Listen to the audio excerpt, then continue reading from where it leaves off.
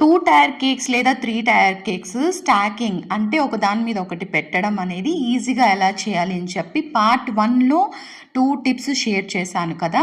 ఇప్పుడు ఇందులో రిమైనింగ్ అన్నీ కూడా షేర్ చేస్తాను.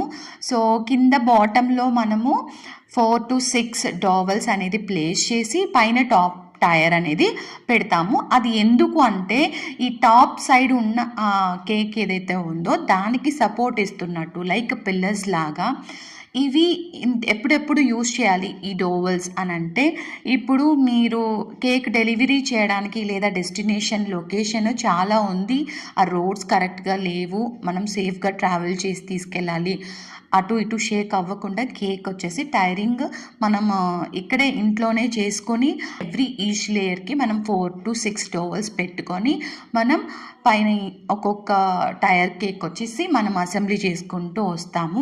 సో ఈ విధంగా చేసిన తర్వాత ఫైనల్గా లాస్ట్ మొత్తం ఓవరాల్ 2 టైర్స్ లేదా 3 టైర్స్కి కలిపి ఒక లాంగ్ సైజ్ డోవెల్ అనేది ఫిక్స్ చేస్తాము, అటు ఇటు షేక్ అవ్వకుండా సెంటర్లో ప్లేస్ అవ్వడానికి.